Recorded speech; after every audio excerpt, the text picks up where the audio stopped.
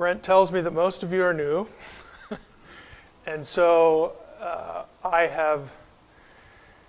don't want to make it sound like I make a living at going to places where, while I'm lecturing, people look at me like I have two heads. But that happens a lot. And you'll figure out soon why, but don't be frightened. I'm not here because I disagree with your doctrine. I'm here because I agree with it, and I think I can add a little bit of a perspective to it. As Brent mentioned earlier, I did my dissertation on material related to the Divine Council. Specifically, I did Divine Council material in intertestamental, more properly known as Second Temple Jewish literature, on up to the New Testament. I did it under a Jewish advisor. Now, that won't seem so shocking the first hour, but when we do the second hour, we're going to spend some time on what is called the two powers in heaven idea. That was the Jewish teaching until about 100 AD or so, that there was a Godhead in their Bible. Now, after the church was born and people were running around leaving Judaism and converting to Christianity and praying to Jesus the same way they prayed to the God of Israel, that sort of wasn't popular anymore with the Jewish community because they were losing people to Christianity. So somehow, again, in the providence of God, I got away with that dissertation under a Jewish advisor in a Hebrew and Semitics department at a university.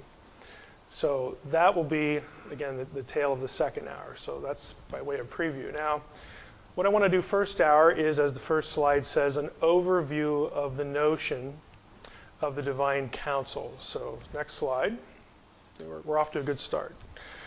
Preliminary thoughts, next slide. There are a few things that if I tell you up front will sort of orient you to how I think. So I think that's only fair. And by way of preliminary thoughts, and this slide will have effects, so you may have to hit the arrow a couple times. We like to talk about interpreting the Bible in context, and we talk about grammatical, historical exegesis.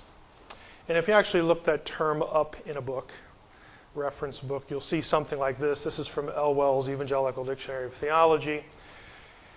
Grammatical historical exegesis is the idea that each biblical document and each part of a biblical document must be studied in its context, both its immediate literary context and the wider situation in which it appeared.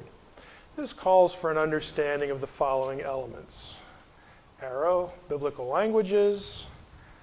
Next, types of literature represented, genre. Historical background and geography, and life setting. Those are the four things on that slide. Now, doesn't this sound great? Doesn't this sound logical? Yeah, you know, if we go to the Bible, we need to interpret it in its original context, and all this stuff's important. We need to learn the languages. We need to think about literary genre, because believe it or not, genre is something you're familiar with and encounter every day. Maybe even every hour of the day, depending on what kind of job you have. You will interpret words differently depending on what type of document they show up on. You have a receipt, you have your tax form, you have a parking ticket, you've got a marriage contract, a divorce, a set of divorce papers, you got a newspaper, you got a text message, you got an email. Okay, I could sit up here and give you 50 different genres that you run into regularly. And they all have one thing in common. They all use words. But when you see a word, okay, a particular word might mean something different if it's in a court document as opposed to the receipt you get at Starbucks. It might mean something different. And in most cases it will. So that's all that's important, to think about what is the mode of delivery of that particular piece of literature. So again, all this important historical background, we talk about this a lot. And I bring this up to ask the question, how seriously do we do it? Next slide. there are some things that are pretty obvious to me. Again, I'm just sort of prepping you with how I think here. And I think these are very obvious. They might be uncomfortably obvious. I would suggest to you that the context for understanding the Hebrew Old Testament is a matter of its original context. Therefore, it is not the Roman Catholic Church, the Protestant Reformation, pre or late 19th century Christianity, which would include the Apostolic Fathers, of course, 20th, 21st century evangelicalism. None of those is the context of the Bible. In fact, they are foreign contexts when it comes to the Bible. They are alien contexts. The biblical context, lo and behold, is the one that was around when the thing was written. Now, how profound is that? Well, in our day and age, that's pretty profound because we all, again, I'm no different. I didn't live above this or anything like that. I became a believer at a certain point in high school. I had no real spiritual background. And so I tended to read the Bible through the filter that was given to me at the time. And that wasn't a bad thing. It helped me. It helped me get from one place in my spiritual life to the next place. But somewhere along the line, it occurred to me that, my church probably isn't the context for the Bible. It really isn't. And if I really want to sort of wrap my mind around it, I need to start thinking like the biblical writers did. And that is a mountainous task. I've been through graduates. I don't want to discourage anybody, but I still feel like I'm about this far, up the mountain. The more you sort of run into and get exposed to, the more you realize that, boy, it's really a difficult task to try to think like they did. But that's also what makes it fun. It's also what relieves you of the notion that, well, I'm going to go to church and I can be bored today because I basically know everything. That should not be your experience. And if you're trying, again, to think like an Israelite, to think like fill in the century, first century Jew, whatever, it is not an easy task. And when you do that, next slide, you run risks. You run risks of people not liking the things that you might come to believe. Again, if you're me, you run the risk of people looking at you like you got two heads half the time. You might lose a job. Been there. People are comfortable within the context that they are part of, their church. Okay, it's just the way it is, just human nature. And so when you try to tell people, well, this is okay, but to really understand this, you kind of need to go back like 2 millennia. Okay, and there are things that you can understand better if you do that. You try to make that leap. That will help inform not only that passage, but a whole lot of other things around it and in this thing we call the Bible. And some people will just say, well, it's not in the Westminster Confession, so you must be a heretic. Okay. I see how you got that. I see how you arrived at that conclusion. But that really isn't the case, but I know I'm not going to be able to talk you out of that. I would suggest, again, we need to think along these lines. God did not create, this is the next button, a new culture for Israel that was foreign to the rest of the known world at the time. When God decides to step into history and have people write this thing that we now call the Old Testament or the Bible, lo and behold, he actually used people, and they lived at a certain time in a certain place in a certain context. And that was, here's the key thought, that was God's business. That was his decision. He doesn't come to them, let's hit the next button here. He doesn't come to them and say, hey, I'd really like to use you to write this book, part of this thing that people later are going to call the Bible. And I'd love to do that, but first of all, you need to sort of know what they're going to know in the 21st century. So let's go to school. Or I'm going to put you in a trance and I'm going to download something into your head so that when you write, the people who are living 2,000 years from now will think, hey, that was just for us. That's how we need to interpret the Bible now. Again, God isn't caring to change who they are. He makes a decision. I'm going to prompt this person. I'm actually not going to I don't view inspiration as an event. Prophet wakes up, starts making breakfast, gets zapped. His mind goes blank. He wakes up, 10 minutes later and looks down, there's a scroll there. Like, wow, I didn't know I was capable of that. That's really good stuff. Okay, that's inspiration for the X-Files. Okay, that's inspiration as a paranormal event. Inspiration is a process where God used many hands at many different times, and God had to be interested the whole way. From the time this guy was born that God knew would write this particular book at some point, God was preparing that person for that occasion. All the way, through failures, through his sins, he was preparing that person for that occasion. And he did that with every biblical writer. He did that with every hand that touched the text along the way. It wasn't, God says, well, I'm going to fit in inspiration now. I got 15 minutes here because I'm ruling the cosmos. So I'm going to zap this guy, we'll get that done and move on to the next thing I need to do. Okay, we tend to view inspiration like it's just this series of zappings where people's minds are not engaged. Again, that's X-Files stuff. So God doesn't change people. He doesn't change their culture. He doesn't say, you have to be different before I can use you to do this. God just says, now is the time. Okay, Israel, my people, is in a specific circumstance. I need you. I prepared you your whole life to do this one thing. Leading up here, now I need you, Paul, or whoever, I need you to write this letter. So, again, God's steering them providentially, the unseen hand of history, getting them to the point where they sit down, they dictate that letter, they write that letter, it goes off to where it needs to go, and then God can use that, again, with the people who read it. The Spirit can affect what he wants to affect. God doesn't demand that they be different before he does that. The revelation, if you think about it, if it wasn't this way, if God's zapping people in their heads with material that is just beyond their own audience, it defeats the whole purpose. Because the whole purpose of giving revelation is to communicate.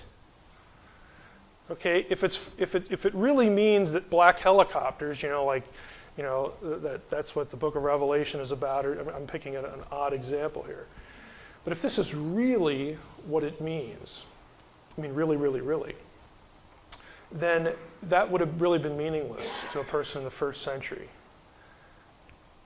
What am I supposed to get out of that? No matter what I get, I'd be wrong, because it really means black helicopters. Okay?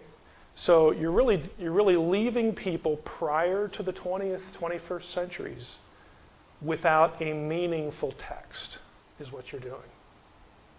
Okay, that is not the way Scripture works. Otherwise, there's just no point to it. So inspiration operates, this next slide, next button, within a cultural context chosen by God. God gets to make the choice, doesn't he always? And next button, we honor God's decision to reveal truth to humanity when, where, and in what culture, what time, and to whom God decided to do it. We honor that by just letting it be what it is. See, that's a nice pithy way of saying we should interpret the Bible in its original context. Translation, let it be what it is. Okay, and what it is an ancient Mediterranean document. Okay, the people who produced it and who received it initially thought certain ways, had things going around in their head that helped them decipher. Next slide. So the context for the Bible is this world, right here. This, again, it's sort of an arbitrary slide. I wanted to find something that showed the whole Eastern Mediterranean, and here it is. So you're familiar with the geography, no doubt. The yellow circle that you can barely see there is ancient Ugarit, ancient Syria. Ugarit, also known as Ras Shamra, was an ancient city in what was ancient Syria. I have that circled. Just to the south, of course, is Jerusalem. I have that circled for a specific reason, because some of that material provides the easiest connection to the external world, to the external to the biblical writer, in terms of what goes on in the Bible in a number of places. The stuff from Ugarit, they were clay tablets, it's a cuneiform script. When that was discovered in the late 1920s, that provided the most convenient window into the broader ancient context for a lot of the passages I'm going to show you tonight. And the reason it did was because their language, known today as Ugaritic, how original, it was found in Ugarit, we'll call it Ugaritic. That language is in ancient terms, the closest kin to biblical Hebrew, to the Hebrew of biblical times. And so a lot of their vocabulary overlaps. Now let's talk about, next slide would be foundational passages. And we'll hit the next button right away. We're going to go to Psalm 82. So here we get into divine counsel stuff. So now you know what this guy in front of you is thinking about. I care that we try, and that's all we can do. Nobody's omniscient here. But we try to read the Bible through Israelite eyes. And if we're trying to think like an Israelite, we also have to understand what an Israelite was exposed to. And Israelites have neighbors. They have friends, they have enemies, they have people they trade with, they work with. There's lots of cross-fertilization of culture going on just like it is today. We don't often think of ancient Canaan as a melting pot or this sort of cosmopolitan, culturally cosmopolitan place, but it was. They intersect all the time, either because they're trying to save their own lives, they're trying to make money, or again, they have friends from these other regions. They just can't help it to be exposed to what other people in their own contemporary world are thinking. Again, this is no different than us. So Psalm 82, the first verse, says God, and you'll notice that's in blue, or at least it's shaded. Well, you can't really see the shading there. Okay, take my word for it. I have the word God in a different color there. This is a screenshot from our software, and when you click on a word, it'll turn it blue. And what we have here is the first verse. God, and this is the ESV, has taken his place in the divine council. Now in Hebrew, that first word, God, is Elohim. Specifically, the verse says Elohim nitzav.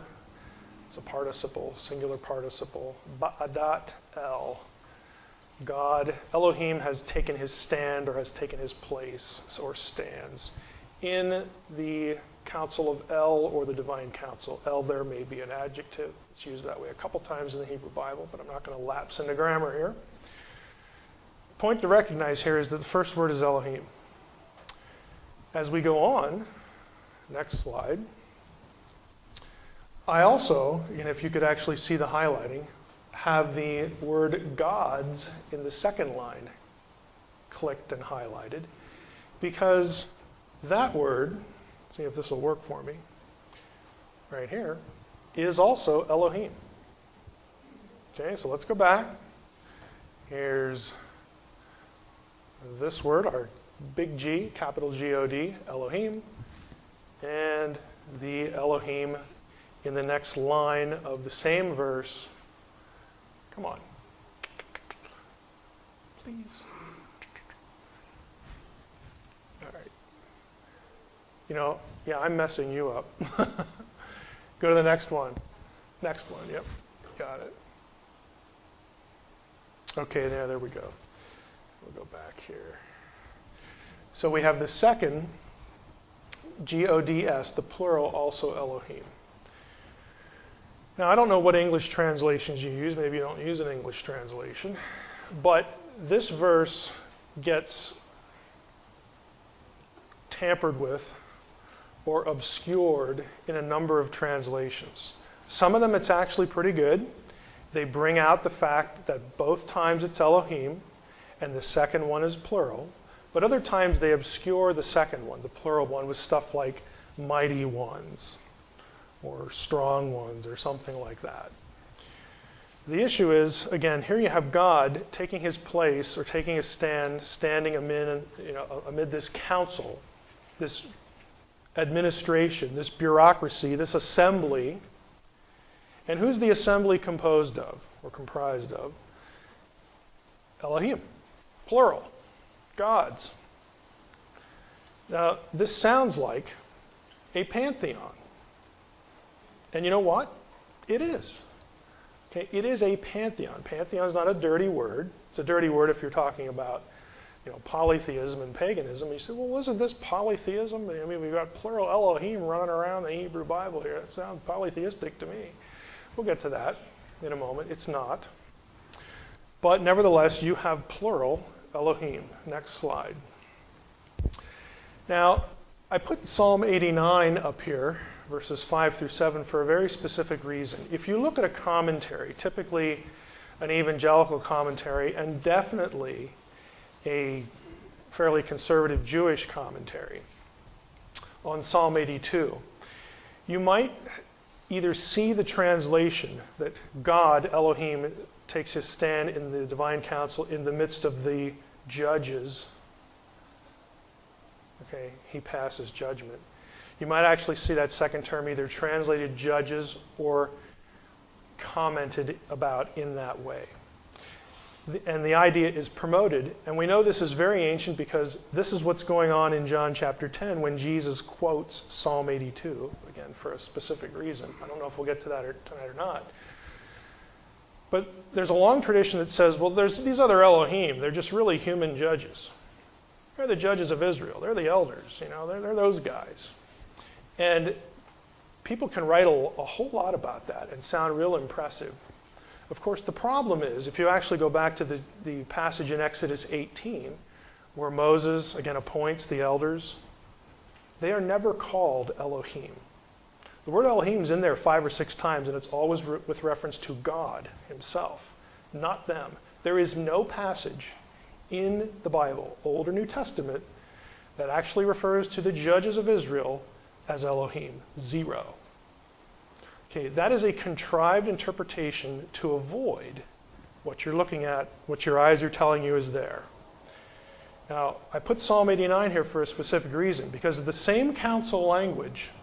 Let the heavens praise your wonders, O Lord, your faithfulness in the assembly of the holy ones. For who in the skies can be compared to the Lord? Who among the heavenly beings? And you notice the footnote there, Numbers 13 and 14 in the interlinear, that's B'nai Elim. B'nai, sons of.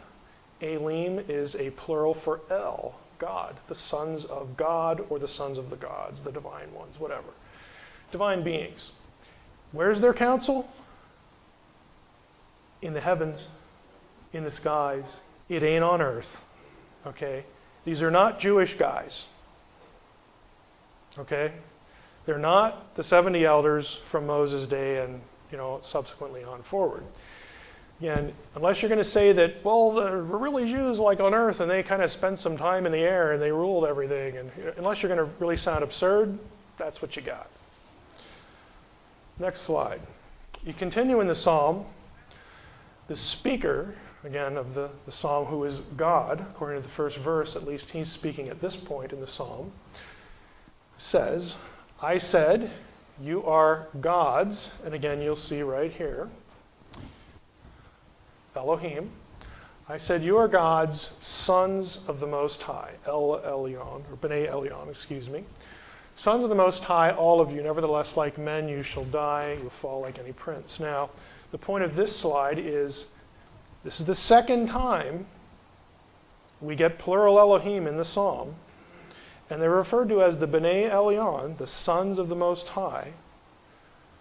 Okay, again, if you do a study, and you look at B'nai Elyon, B'nai Elohim, all these phrases in the Old Testament, that phrase is consistently going to be used of non-human beings, divine beings, who serve at the behest of Yahweh, the God of Israel. Why? Because he made them. They didn't make him. Nobody else made him. He made him. He made everything, all things visible and invisible. Again, we know the language of creation, and it certainly applies here. Now, question, next slide. Doesn't saying that there are many Elohim mean polytheism? See, I've anticipated this question because I get it all the time. Next slide. Short answer is no. But you know I can't leave it there. And I shouldn't. This is a really, again, you're going to be able to draw this conclusion because I think you're going to be able to think clearly here. Let's approach it this way. In the Hebrew Bible, the word Elohim is used of more than one thing. Okay? Here's the list. We've got God. That's the easy one. It's the one you think of right away. We also have these plural, whatever they are, in Psalm 82. Again, the Elohim of Yahweh's counsel, whatever that is. Third, Elohim is also used of the gods of other nations. I have just one example here from 1 Kings 11:33. Ashtoreth, even, it's kind of interesting. There's no biblical Hebrew word for goddess. Elohim actually gets used for that. There are Semitic words for goddess, but not in biblical Hebrew. So Ashtoreth, Chemosh, Milcom, they're all Elohim. Just scattered around the Hebrew Bible. Deuteronomy 32:17, the word Elohim is applied to the word Shadim, which is typically translated in English versions as demons. I don't want to rabbit trail too far on this, but it's a very rare term in the Old Testament. It only occurs twice.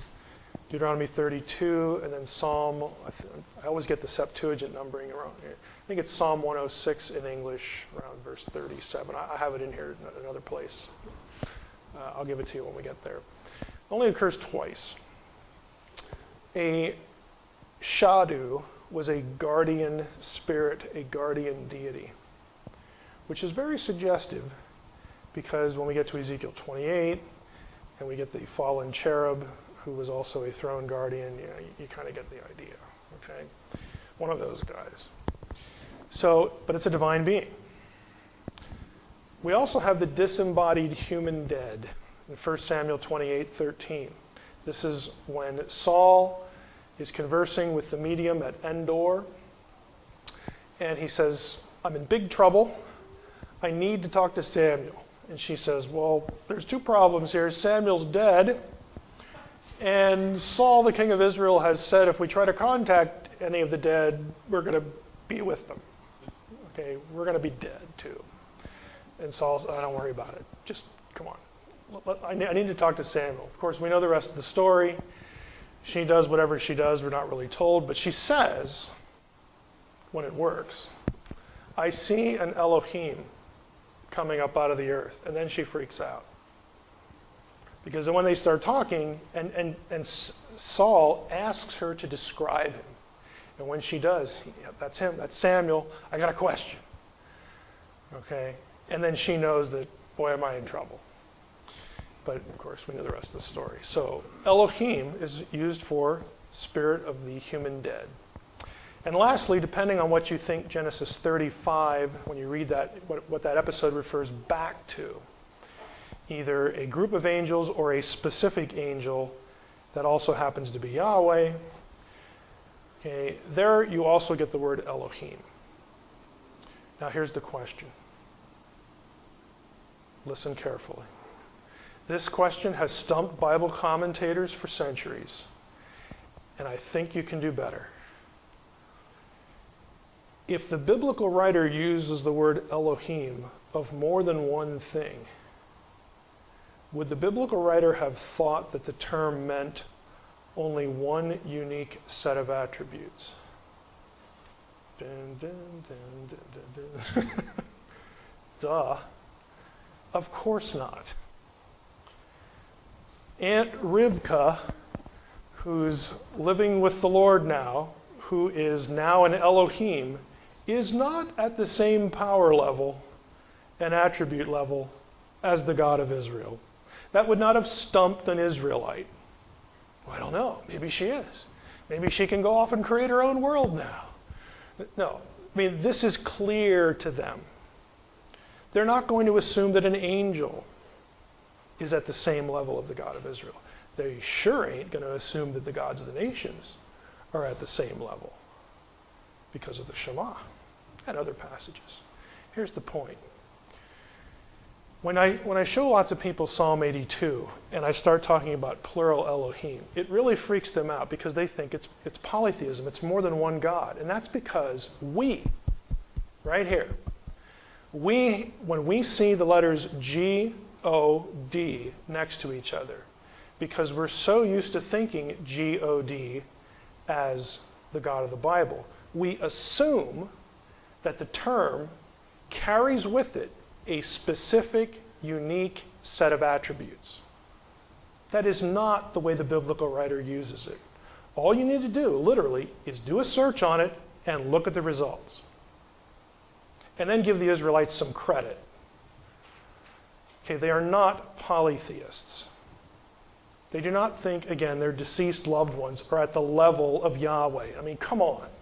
Let's be real. And that begs the question, though, well, if the term wasn't about attributes, you see what I'm doing here? I'm asking you to let the biblical writers define the term for you. Not the Westminster Confession, not Roman Catholicism, not 21st century evangelicalism. You let the biblical writers define the term for you. What does it mean? Okay. Next slide. Hopefully this little wonderful piece of artwork, if I can use that term really loosely here, will show up. What Elohim signifies, what it is what I call a place of residence term.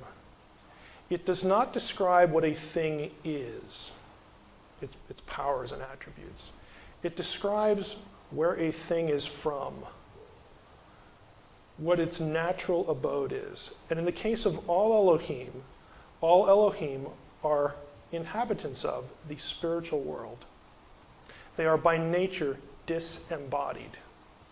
Think about it. When you die, you don't take your body with you.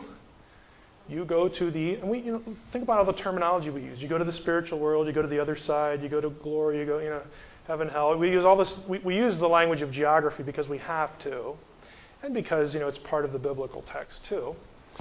But we go to this place, this afterlife place, good or bad, where we don't have bodies. Now, we believe that we will get glorified bodies. This is New Testament thinking. It's also Old Testament thinking.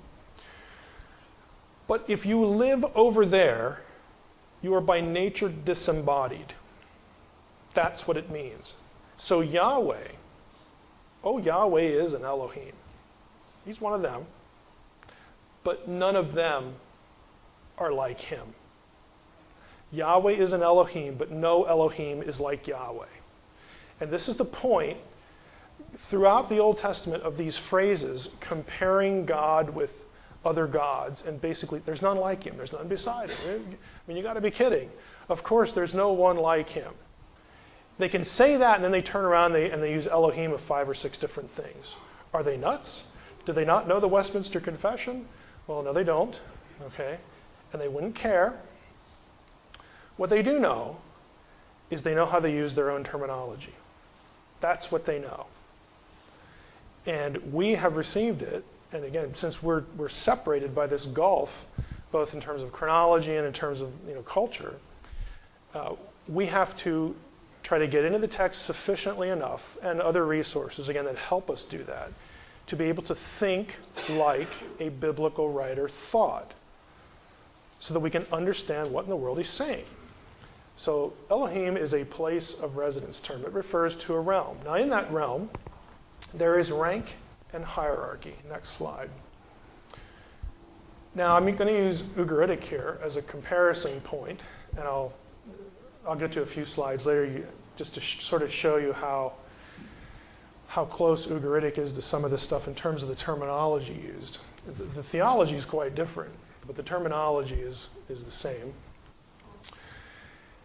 At Ugarit, at the top of the council, and Ugarit uses the word council, divine council, council of El, all the same terminology.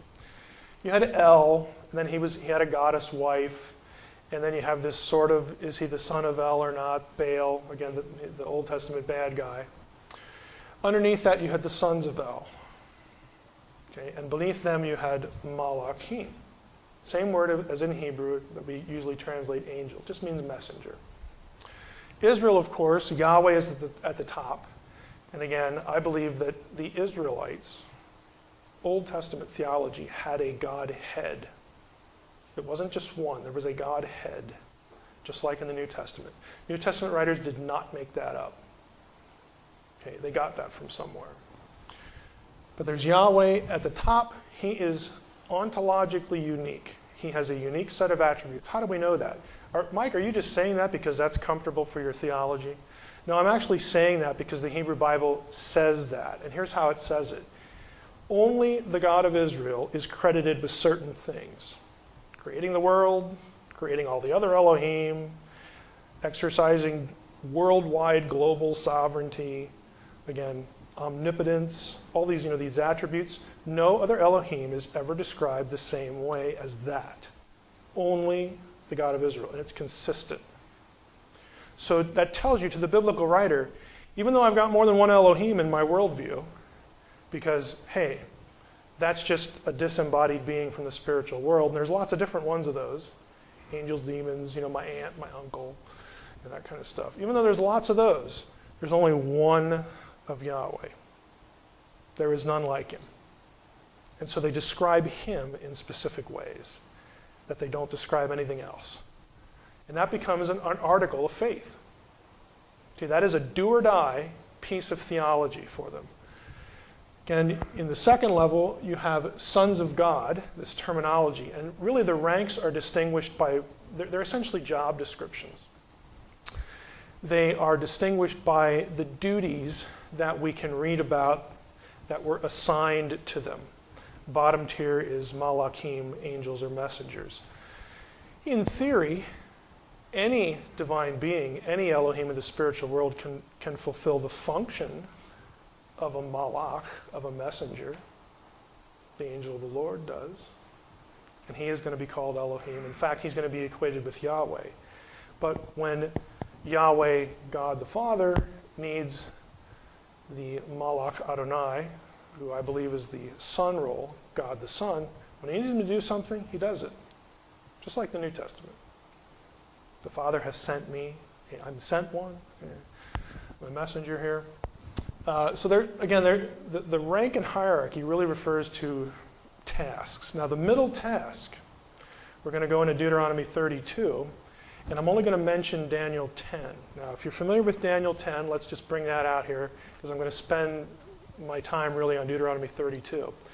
Daniel 10 is that passage in Daniel that links certain divine beings, they're called princes in Daniel 10, to certain geographical places on the planet. Prince of Persia, Prince of Greece, okay? And it's clear from Daniel 10 that we're talking about cosmic divine beings. We're not talking about guys that need to ride horses or in chariots or something like that, okay? So that's an important role. I'll say a little bit more about it as we go. Next slide. You might have, and then hit it once more, you might have noticed, actually 4 more times, so that it looks like this. You might have noticed, well, in that little pyramid thing, I'm looking for some familiar characters and I don't see them. The word demons isn't there, okay, specifically. Again, demon would be sort of at the bottom because in Ugaritic literature, throne guardians are servants in the throne room waiting to get sent somewhere. So a demon is actually, or a shadim, that kind of person, a throne guardian person is actually at the bottom of the job hierarchy. Now, again, I'm not going to really rabbit trail much tonight unless we do it in Q&A about Satan.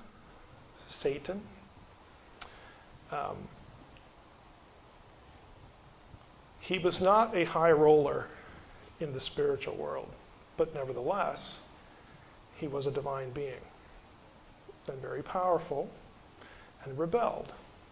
But don't get the mistaken notion that this was like God's right-hand dude or something like that, and he just lost him. The terminology is not the case. You'll also don't see anything about the underworld here. Hallel ben Shakar is again a phrase that's going to get used later, an idea later used of the cosmic enemy. It means son of the dawn, Hallel, the shining one, the son of the dawn. That's not here, again, because really this individual and the denizens of the underworld, again, are not doing important tasks. Okay? You have to think of the hierarchy in terms of tasks. They are there because when you're in the underworld, you're in the spiritual world. And again, you're sort of, if you're human beings, you're waiting for the redemption of the body if you're among the righteous, if you're among believers.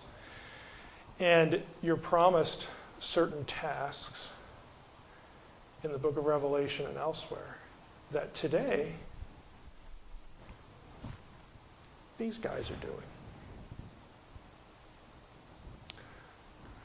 There's a reason, and again, we'll get to it in a moment. There's a reason why sons of God is a New Testament phrase as well that's applied to people, believers. Because we are destined to reclaim the nations of the earth that they presently rule. That is the biblical story. I'll show you how we get there in a moment. We are destined to rule the nations that at present are under the dominion of the sons of God. We displaced them. We are God's family. It's not a mistake that the New Testament uses family terminology, and the Old Testament does too. And when the Old Testament does it, it uses it of two things: other divine beings and Israel. Okay? You could throw in the king, but he's Israel too. Again, we'll get there in a moment. So next slide, let's go back here. I just want to quickly show you, just by way of a few examples, the divine council idea does not depend on Psalm 82 or Psalm 89. It has threads running through lots of places in the Old Testament. Here are the descriptions of the divine abode. The divine council meets where God is. He doesn't go to them. They don't call the meetings. He does. Okay? He runs the headquarters. They are where he is. They wait for him to say jump. Okay? And they do. They report to him. So there's this concept in the ancient world, and the Old Testament's part of this, that where the gods are, and in Israel's case, where Yahweh is, that is the place where the council is, because his home is also the headquarters of the cosmos. Okay, it's not a difficult idea. And if you look at the terminology, again, just by way of parallel illustration, at Ugarit, when you have El and Baal at the top, they live at a place that's well-watered, source of two rivers, fountain of the double deep. Gods live in the best places. They live in oases-like conditions, well-watered gardens, always enough water, always enough to eat, lots of variety. It's just the best place to live. So naturally, of course, the gods live there. They also live on mountains. Why? Because back then, people didn't climb mountains like they do today. There was no equipment. They were the most remote places, the deserts, the mountains. But if you're going to pick one of the two, it's always the mountains, because you can't get there. You can run around the desert all you want. You might die, but you can't really get on top of the mountains. And so this is why ancient religions of the Near East and all over the world thought, they just assumed that, well, if God ever comes to earth, that would be the hotel he's staying in, because that's the one that's most distant from us. He is not like us. We hope he shows up. Hope he's not angry when he does. We hope he shows up. We want to relate to him, but there's a difference between us and him. And so it was just this conception. Again, we have these kind of conceptions too about. That's why when Jesus comes, it's so incongruous. He doesn't have a pillow to lay his head on. I mean, he's homeless. And again, there's just this great incongruity that's very deliberate. But in the Old Testament, again, they live in the best places. So you get Mount Tzafanu. Okay, the illustrations here are obvious. You have Eden and Zion referred to as well-watered gardens. Eden is also referred to as a mountain in Ezekiel 28. The Archetate, Tzaphon, the heights of the north. Zion is called the heights of Tzaphon. Well, Mike, is that saying that Jerusalem was really the home of Baal? No. Okay, the biblical writer is saying it isn't Baal who inhabits the heights of the north, it's Yahweh. He kicked him out. Okay. Again, a lot of these are theological statements designed to diss Baal specifically. He's often sort of in the crosshairs of a lot of this. And elevate Yahweh. The mount of the assembled council, the Pukru Moed in Ugaritic, the Har Moed in Hebrew. Next slide. Again, tents, they live in tents. This is real familiar with the tabernacle. The terminology, Ohel Moed, we have Ohalim, Mishkanat, Mishkan, the house, the temple, Beit.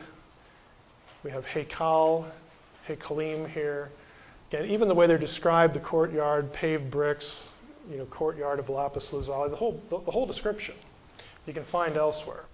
And again, that's because of a common shared conception. The gods live in the best places and the most remote places because they're not us. We are not them. They are not us. They're different. Now, let's talk about worldview. 2 slides. It should be the one that says Deuteronomy 32 at the top. There we go, 32, 8, and 9. Now you'll notice, Deuteronomy 32, 8, the first section, I have the NIV at the top, and I have the ESV below it. You'll notice a difference. Starting in verse 8, when the Most High gave the nations their inheritance, when he divided all mankind, he set up boundaries for the peoples, according to the number of the sons of Israel. Verse 9, for the Lord's portion is his people, Jacob his allotted inheritance. Now, if you go down to the ESV, you get all that when the Most High gave the nations their inheritance. He divides mankind, fixes the borders of the people according to the number of the sons of God. Sons of Israel, sons of God. They're different readings. But the Lord's portion is his people, Jacob his allotted heritage. What's going on here is there is a textual, a manuscript difference, a manuscript discrepancy. The oldest, without, again, if you want to read this, I have an article, published article on, that would just numb your mind, I'm sure. On Deuteronomy 32:8 and the sons of God and why text critically, there is no good reason to opt for sons of Israel, just on the basis of textual criticism. The Dead Sea Scrolls read sons of God. The Septuagint reads sons of God here. But you don't need any of that. You know why? What event does this refer to? When do the nations get divided?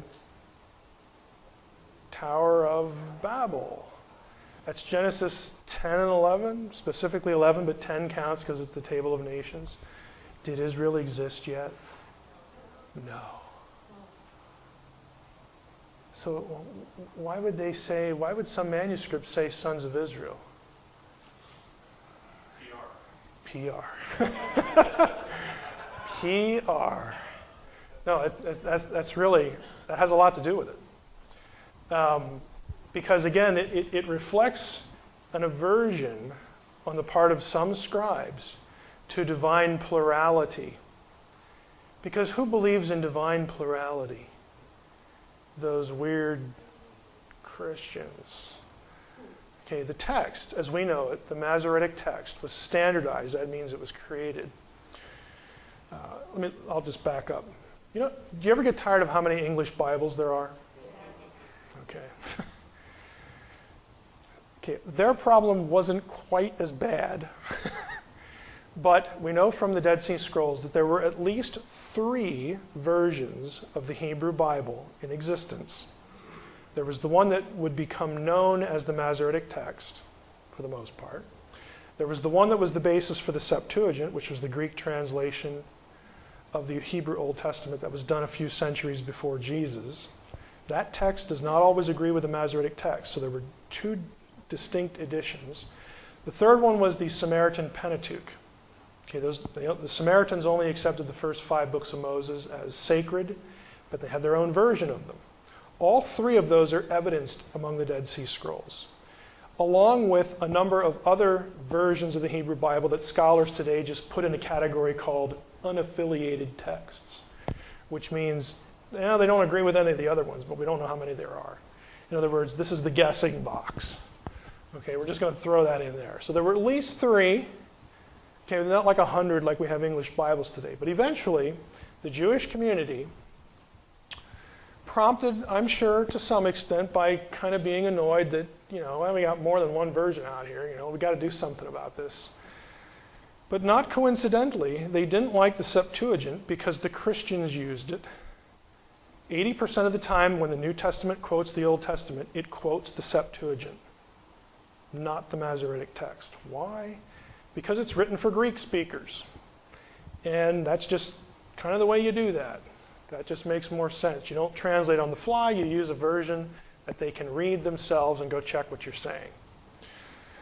So the Christians use it, and there are certain passages in the Septuagint that are really convenient in terms of, again, having a different text of the Old Testament. They're really convenient for arguing for Jesus as God. So the Jewish community is like, well, we don't like that. Maybe we can use this textual, all these different versions, and we can use that sort of as an excuse to get rid of the Septuagint. And they had another reason. Again, the 2 powers idea, the 2 powers in heaven. So around 100 AD, all these things converge, and the Jewish authorities get together and say, look, we're going to standardize the text. We're going to take all this other stuff out here. We're going to decide what our Bible is, and from that point on, it's going to get copied, world without end. And that's what we're going to go with. And that thing becomes known as the Masoretic text. So when you read about the Masoretic text today, that's the thing you're reading about. The thing that was established and published and then began being professionally copied by scribes around 100 AD. Okay. There was a bit of a rabbit trail. Next slide, Tower of Babel. We're familiar with that. So we'll go to the next slide. Tower of Babel is also interesting because if you need to know sort of what a ziggurat meant. Ziggurat, the tower, kind of tower that was there. These were conceived of, again, the gods lived on mountains. And in the ancient mind, there was this belief that, if you look over here, there was this belief that the world, again, you get this from Genesis too, Genesis cosmology. Round and flat, resting on, either some waters, or you'll get this tree language. And supposedly there were gateways to the underworld, and this mountain here, of course, led to the top, and this up here is where the gods live somewhere. And there's sort of this pole running through the heavens, the earth, down into Sheol, so on and so forth. Now, this is a very common ancient Near Eastern take on cosmology. It's called the axis mundi. Okay, the world, tree, the world axis. Now, a ziggurat, hit the next button. Right here we have a ziggurat. A ziggurat was a place that you built one of these mountains so that the gods would come and meet with you. They were the gateways. They were the places, they were the stopping, kind of like a rest stop. You build a rest stop, people will stop here. Now we build a ziggurat, the gods will show up. And then we can commune with them, we can sacrifice to them, maybe we can make deals with them, make them money. Yeah, the priesthood really likes this idea, of course. Again, this is just the way they conceived of things. So the Tower of Babel, this is why when God says, look, you're supposed to disperse. How clear can the covenant with Noah be? I keep repeating it, and you just don't get it. He tells them to disperse, and what do? We're going to gather. We're going to build one of these towers, And then, God will come down, and we can, here's the key thought, we can meet with God on our own terms. I'm sorry. but you can't. The Babel incident was actually very similar to the logic of idolatry. If you've never thought about idolatry, what in the world are they doing? What are they thinking? Well, what they're thinking with idolatry, all right, they're not idiots, okay? You know, it's time to stop slamming the Babylonians. And they're not idiots, okay? They know that this thing they're making out of wood didn't make them. They know that. They know where babies come from at the very least. Okay, they're not dumb. What they believe, though, is that when you make one of those, that the God will inhabit it, will indwell it. That's why in Babylon and in Egypt and in other places, they had a ceremony where they give birth to the god, to the idol, and they open its mouth. Why the mouth? Because you breathe through the mouth, and that is the breath of life. So you animate the idol, the god comes down. Why do you want the god come down? Because now the god comes to you, and you can make demands on it, or try to make deals with it. You are trying to control the engagement. This is why when it comes to Israel, God says what? Thou shalt not make any graven image, because I can't be tamed. I'm not coming to you. You're not going to make this thing, and I'm supposed to go, show up here now, and then we have this conversation. I will dictate to you how I will meet with you. You don't get to make one of these. So think of another plan. And while you're at it, you might want to carry out the plan that I'm actually going to give you. All right? It's the same sort of logic. You're trying to control the encounter. And it's just not, it's forbidden in the Old Testament. There's a reason for that. Next slide. Deuteronomy 4 echoes the thought of Deuteronomy 32. Remember Deuteronomy 32, what's going on? God divides up the nations, and he does what? He divides them up according to the number of the sons of God. Well, what does that mean?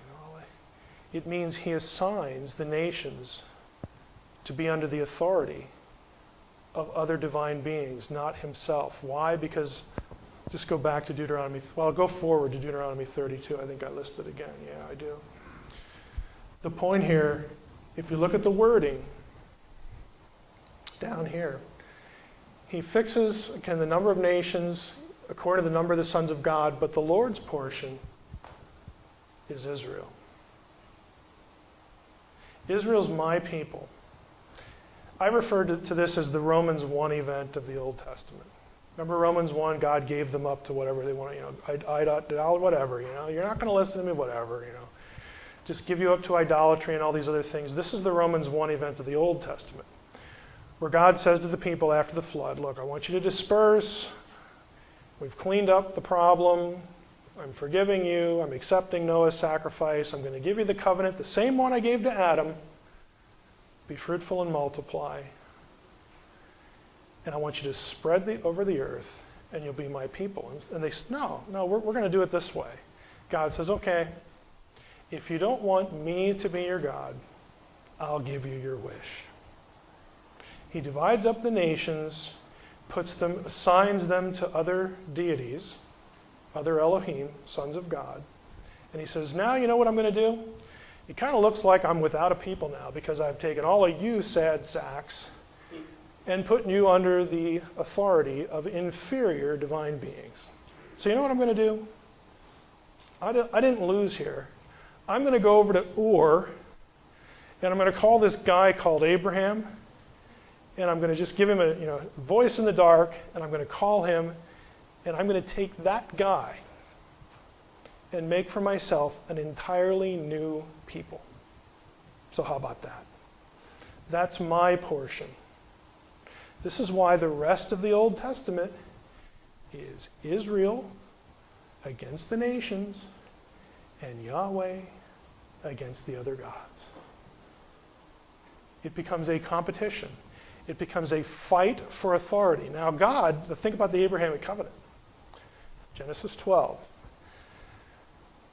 I will bless them that bless you. I'll curse them that curses you. But in you, through you, all nations, all families of the earth will be blessed. God hasn't forgotten about the nations he disinherited. That's why it's the Romans 1 event of the Old Testament. God disinherits them. Takes them out of the will. But he hasn't forgotten them, because he's going to say, look, I'm going to start over here, and I'm going to use this people to reach you. And not only that, but there was this other thing that happened in the garden, like we still need to take care of that too. The solution to that problem is also going to come from this group, Israel. So the rest of the story in biblical narrative is the process of God trying to think of how many times you've heard these terms. God trying to reestablish his kingdom rule on the earth over all the nations.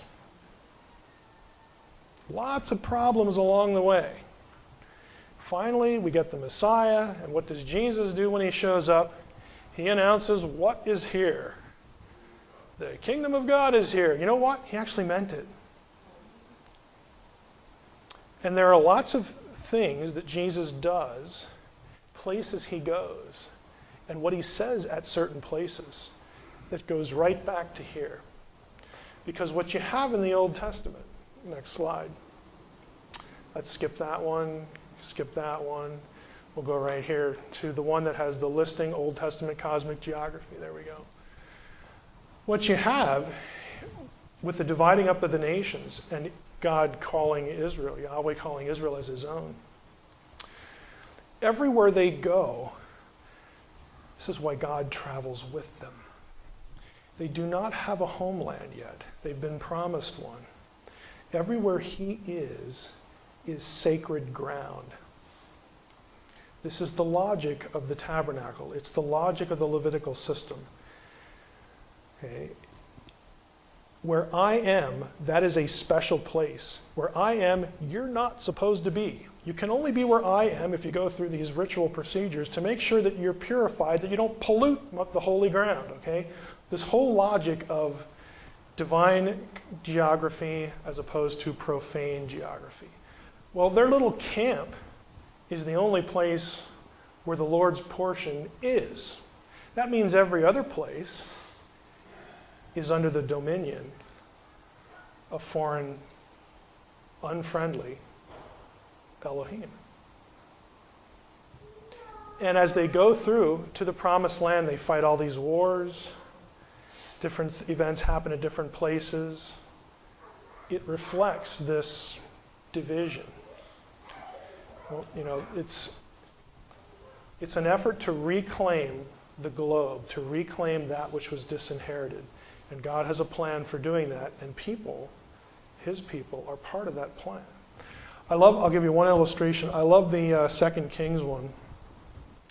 Elisha with Naaman the leper. I think we can end here. Let me just, we'll end here. I have FAQs after this. Remember the story of Naaman the leper? He has leprosy, and he's really kind of down about that, like who wouldn't be? And he has this little Israelite slave girl in his palace, and she hears about the problem, and she says to somebody, well, if he'd just go over to the Jordan River and talk to the prophet Elijah or Elisha, he'd fix the problem. And so they do that. They go see Elisha, and remember the story? Elisha won't even come out to see him. Okay, I heard your problem, and go dip yourself 7 times in the Jordan and go away. And he gets mad. Well, aren't the rivers back in my country better? And the point is, it ain't the river. It's not the water. So he goes, dips himself, and he's clean. And he's all excited. He goes back to the prophet, and he tries to give him payment. And Elisha says, no, just forget it. This one's free. It's on the house. All right. And Naaman then asks a very odd question. Do you remember what he asks? Can I take some dirt back with me? Fill up some bags of dirt and put them on the donkey? Can I do that? Is that okay? Because, I'm an important guy back in Syria, And one of my jobs is I have to go into the temple of Ramon with the king, and the king's kind of old and kind of feeble. So like when the king bows, I got to kind of hold him up, and we have to sort of bow together in the temple of Ramon. So I just want to know if I can take some dirt back with me. Elisha says, sure, that'll work. What is he telling him? What's he asking? Because he's going to take that dirt with him. He's going to take holy ground into that temple, because that way he has what? He has a little bit of Yahweh's turf with him, either for protection or to make it known to Yahweh that I'm really not worshiping Ramon. I know, if you read the passage, it says, now I know who the real God is. I don't need any other lessons. So I want to take some dirt back with me. This is cosmic geography. Deities are attached in this conception to places.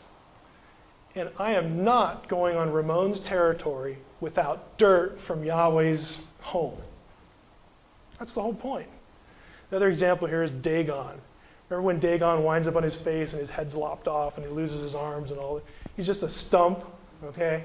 There's a little line in the narrative when they discover Dagon. It says, and the priests of the Philistines walk around that place unto this day. Where Dagon was found flat on his face, they don't even walk across the threshold. They go around it. Why? Because it's no longer Dagon's domain.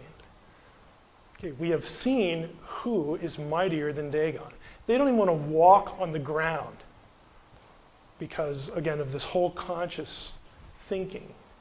Again, and it stems from this divine council worldview where God makes certain decisions in the Old Testament. One of those decisions was to punish the nations of the world, put them under the authority of the sons of God, and take Israel for himself. Now you go back to Psalm 82 and we'll end here. You go back to Psalm 82 and look at it. That is a meeting where God is pretty ticked. It begins, God takes his stand in the divine assembly. In the midst of the gods, he passes judgment. Next few verses, God starts railing on them. Essentially, here's my paraphrase, why are you guys so corrupt? Okay, I said that you are gods. You're sons of the Most High, all of you, but you're going to die like men. God is announcing their punishment. They are losing their immortality. Okay, at whatever point God decides, I think it's eschatological because of some things in the book of Revelation. You're going to lose your immortality because you have corruptly administered these nations that I assigned to you. The last verse of the psalmist says, rise up, O God, and take the nations for yourself. Take the world back. It's the whole point of the psalm. But again, you have to filter the psalm through what's going on in Deuteronomy 32 and all this other stuff.